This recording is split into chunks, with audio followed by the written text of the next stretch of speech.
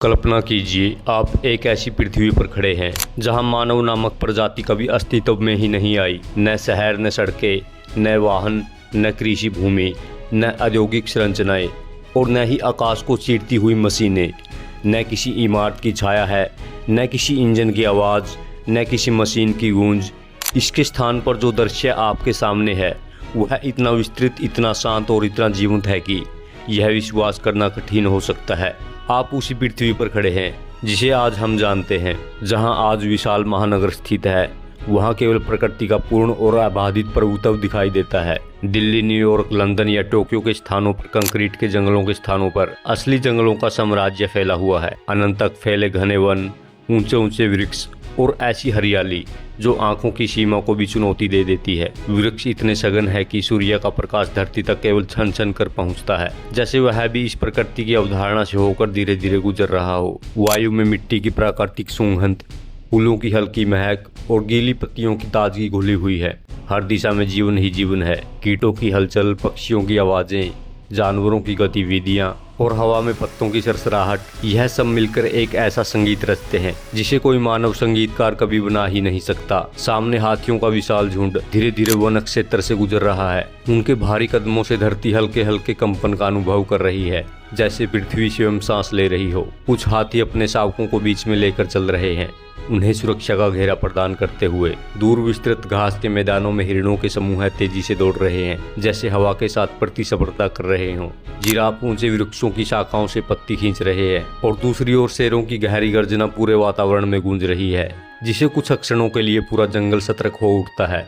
आकाश में पक्षियों के विशाल समूह उड़ान भर रहे हैं। उनकी संख्या इतनी अधिक हो गई है कि कई बार सूर्य का प्रकाश भी कुछ क्षणों के लिए ढक जाता है। यह दृश्य किसी एक स्थान का नहीं बल्कि पूरी पृथ्वी का एक प्रतीक है। एक ऐसा ग्रह जो पूरी तरह जीवित है, जहां हर कोना किसी न किसी जीवन से भरा हुआ है। अब आप इस पृथ्वी की यात्रा प्रारंभ करते हैं। सबसे पहले उन क्षेत्रों में पहुंचते हैं जहां आज विश्व के सबसे बड़े शहर बसे हुए हैं, लेकिन यहाँ किसी नगर का नामो निशान नहीं। आज जहाँ गगनचुंबी इमारतें खड़ी हैं वहाँ केवल प्रकृति का साम्राज्य है। वृक्ष इतने विशाल है कि उनकी शाखाएं बादलों को छूती हुई प्रतीत होती है। लताएं वृक्षों से लटक रही है जिन पर बंदरों के समूह कूदते फिरते रहते हैं। भूमि पर जंगली भैंसे, हाथी, हिरण और अन्य जीव एक साधारण विचरण कर रहे हैं। कहीं दूर किसी शिकारी की हल्की आहट सुनाई देती है और पूरा वन कुछ क्षणों के लिए अपनी गतिविधियां धीमी कर देता है। यह केवल एक जंगल नहीं बल्कि एक संपूर्ण जीवन प्रणाली है। एक ऐसा तंत्र जो बिना किसी रुकावट के लाखों वर्षों से स्वयं को संतुलित करता आ रहा है। मानव के बिना यह पृथ्वी कहीं अधिक जुड़ी हुई है, अधिक विस्तृत और अधिक प्राकृतिक होती है। अब अफ्रीका की ओर चलते हैं। यहाँ का दृश्य और भी अधिक भव्य और शक्तिशाली है। विशाल सवाना क्षेत्रों में हजारों हाथियों के झुंड एक साथ चलते हैं।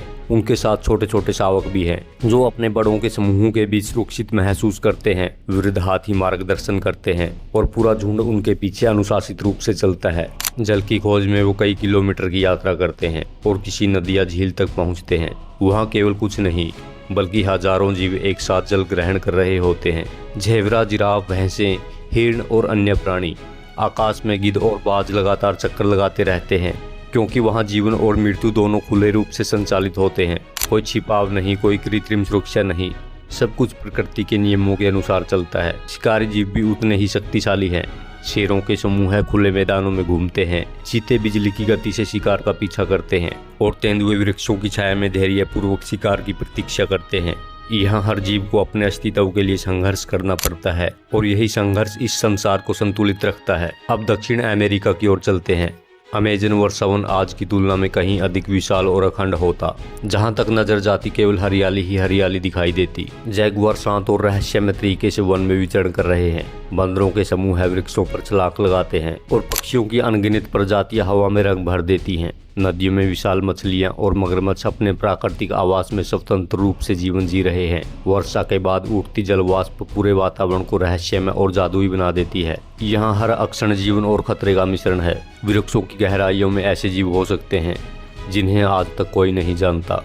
अब भारत की कल्पना कीजिए। हिमालय की चोटियां बर्फ से ढकी हुई हैं, उनके नीचे घने वन फैले हुए हैं। घाटियों में हाथियों के झुंड चलते हैं, जबकि बाघ अपने विशाल क्षेत्र में स्वतंत्र रूप से घूमते हैं। गंगा, यमुना और अन्य नदियां बिना किसी बांध या मानव हस्तक्षेप के स्वतंत्र रूप से बह रही हैं।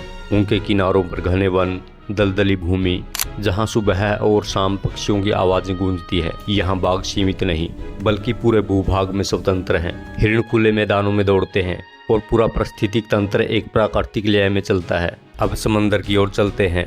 महासागर एक अलग ही ब्रह्मांड जैसा प्रतीत होता है। विशाल व्हेल बिना किसी बाधा के गहराइयों में तैर रही है। शार्क अपने प्राचीन शिकारी स्वरूप में जीवित है। प्रवाल भीतियां हजारों वर्षों तक बिना किसी मानवीय हस्तक्षेप के विकसित होती रहती हैं। समंदर की गहराइयों में ऐसे जीव रहते हैं जिन्हें शायद मानव ने कभी देखा भी न हो। यह जल विश्व एक स्वतंत्र और रहस्यमय ब्रह्मांड जैसा है। आकाश में भी जीवन का एक अलग ही संसार है। प्रवासी पक्षी हजारों किलोमीटर की यात्रा बिना किसी बाधा के करते हैं। सुबह का आकाश पक्षियों से भर जाता है जैसे पूरा आकाश ही जीवित हो उठा हो।